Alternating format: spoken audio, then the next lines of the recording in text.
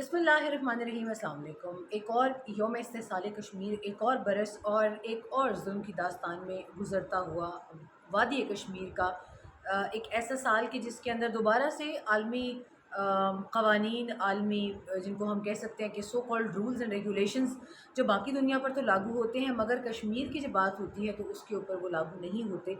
आलमी दुनिया ने आंखें बंद कर रखी हैं, बावजूद इसके कि उनकी जानिब से बारहा मजम्मत आती है भारतीय मज़ालिम की, बारहा बात होती है मगर अमली तौर पर कोई इक़दाम नहीं उठाया जाता। पाकिस्तान इसमें एक ऐसा मुल्क है कि जो कश्मीर और कश्मीर कॉज़ और कश्मीरियों की ज़िंदगी के लिए पहले दिन से उसी अज़्म के साथ, उसी तसलसल के साथ खड़ा है, जैसे पहले दिन से वो उनके साथ अपना एक वादा निभाता हुआ आ रहा है कि वादी के लोगों को तब तक वो अखलाकी तौर पर भी तनहा नहीं छोड़ेंगे जब तक उनके खून का आखिरी कतरा उनके जिस्म में मौजूद है। भारतीय जबरो इस्तेदाद के 76 साल पूरे हो चुके हैं और इन 76 बरसों में आलमी बरादरी ने बारहा मजम्मत की है भारतीय मज़ालिम की। मगर जैसे मैंने पहले कहा कि जब हम अमली तौर पर इसका जायज़ा लेते हैं तो कोई ऐसी चीज़ सामने नहीं आती कि जिससे वादी में रहने वाले लोगों के ज़ख्मों पर कोई मरहम रखने में मदद मिली हो। यूरोपीय यूनियन की बात करें, अरकान बरतानवी पार्लियामेंट की बात करें, सेक्रेटरी जनरल यूएन की बात करें, या अक़वाम मुत्तहिदा में दूसरे ममालिक की बात करें, या पाकिस्तान के की रसाई जिन जिन ममालिक तक है अगर उनकी बात करें, तो ये देखने में आता है कि स्टेटमेंट्स की सतह पर हर मुल्क जो है, तुर्की की बात हो, ईरान की बात हो, सऊदी अरब की बात हो, और मिडल ईस्ट है, इसमें गल्फ़ है, एशियाई ममालिक हैं, सेंट्रल एशिया के ममालिक हैं, वो कि उनके भारत के साथ तजारती रवाबित हैं मगर कश्मीर कॉज़ के ऊपर सब एक ज़बान है। इसी तरह से बात की जाए अगर, तो G20 की अभी जो समिट मकबूजा वादी में एक मुनक्किद की जाने की कोशिश थी ताकि दुनिया को ये पैगाम जा सके कि वादी में सब कुछ नॉर्मल है, उसके हवाले से भी हम बात करते हैं। वो फ्लॉप एक शो जो पूरी दुनिया ने देखा, कई बड़े ममालिक ने इनकार कर दिया, उसमें चीन जो था वो सबसे सर फहरिस्त था।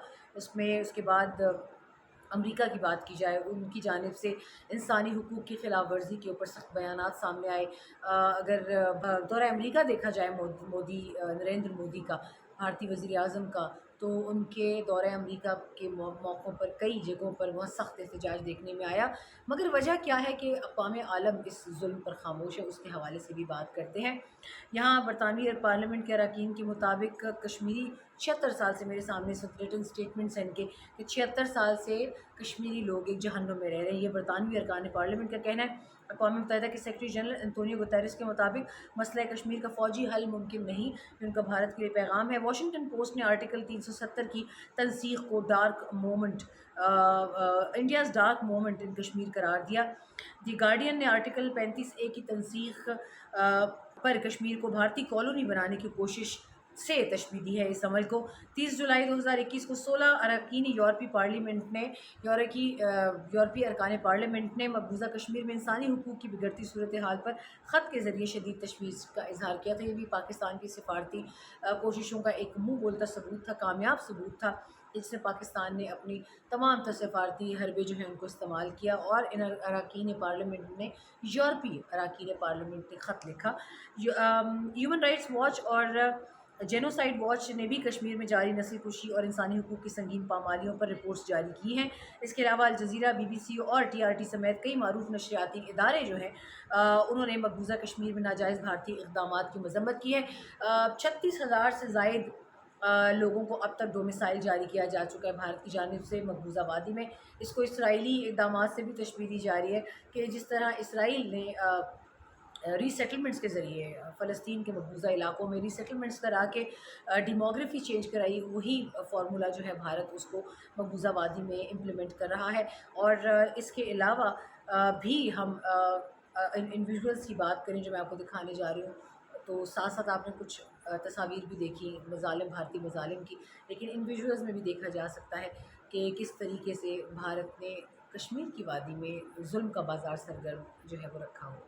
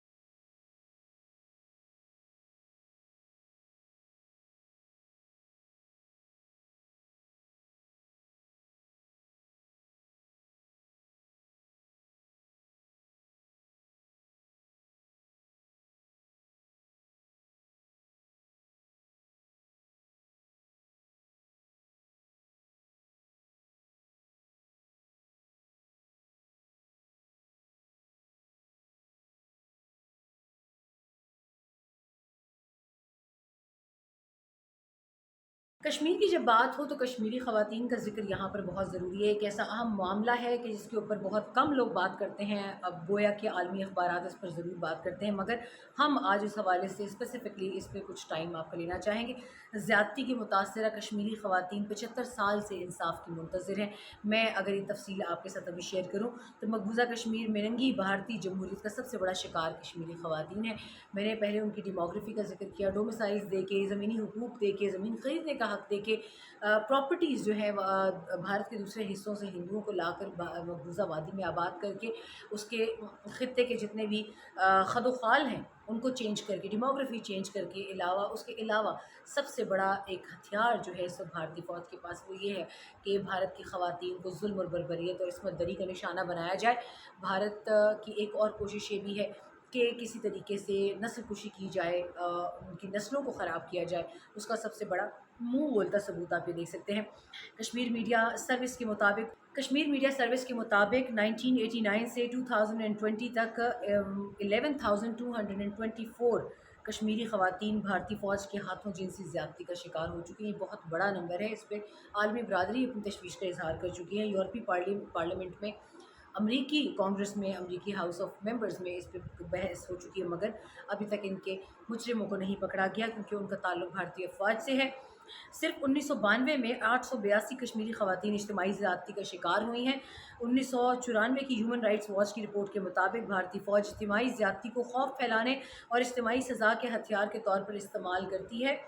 بھارتی فوج مجاہدین کے خلاف انتقامی کارروائیوں کے طور پر لوٹ مار، قتل عام اور جنسی زیادتی کرتی ہے۔ یہ ہیومن رائٹس واچ کے جو ہیں وہ اعداد و شمار ہیں اور ان کے فیکٹ فائنڈنگز ہیں۔ یہ بھی کہتے ہیں ایشیا واچ کی رپورٹ کے مطابق صرف ایک ہفتے میں 44 ماورائے عدالت قتل اور 15 جنسی زیادتی کے واقعات رپورٹ ہوئے۔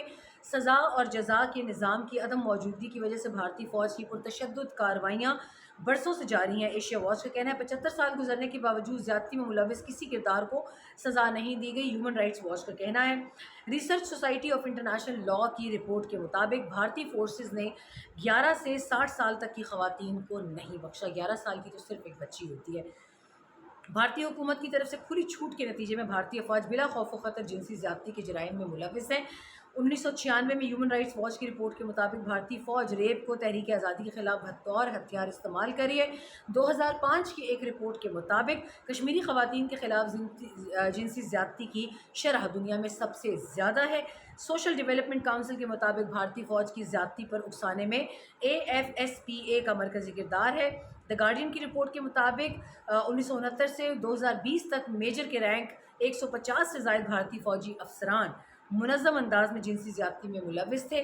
23 فروری 1991 کو 4 راجپوتانہ رائفل کے جوانوں نے ضلع کپواڑہ کے گاؤں کنن پوش پورہ میں 100 سے زائد کشمیری خواتین سے زیادتی کی اور یہ کیس آج بھی لٹکا ہوا ہے، آج بھی اس کے مجرموں کو سزا نہیں سنائی گئی۔ 17 مارچ 1991 کو چیف جسٹس جموں کشمیر کے تحقیقاتی کمیشن کے سامنے 53 کشمیری خواتین نے بھارتی فوج کی طرف سے عصمت دری کا اعتراف کیا۔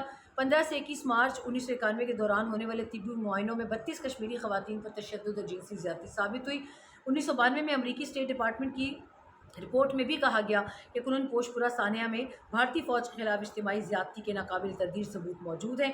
اپریل 2018 میں ایک اور علاقہ کٹھوعہ میں ہندو انتہا پسندوں نے مسلمانوں سے زمین خالی کروانے کی خاطر 8 سالہ آصفہ بانو کو 7 دن مندر میں زیادتی کا نشانہ بنایا۔ 10 اکتوبر 1992 کو 22 گرینڈیئر کے جوانوں نے شوپیاں میں 9 خواتین کو اجتماعی زیادتی کا شکار بنایا۔ کشمیری عدالتوں میں 1000 سے زائد زیادتی کے مقدمات زیر التوا ہیں اور اس کے علاوہ بھارت میں بھی ایسے کئی کیسز ہیں۔ اب ان تمام تر کیسز میں متاثرہ خواتین عالمی برادری کی جانب دیکھ رہی ہیں کہ عالمی برادری ان تمام کیسز کا نوٹس کب لیتی ہے، وہ بھارتی حکام سے کب اس کے متعلق جواب طلبی کرتی ہیں، مگر جواب اس کا یہ ہے کہ تمام بڑی طاقتوں کے اکنامک روابط اتنے اسٹرانگ ہیں کہ وہ بھارت سے جواب طلبی کا سوچ بھی نہیں سکتے۔ اپنا خیال رکھیے گا، اللہ کے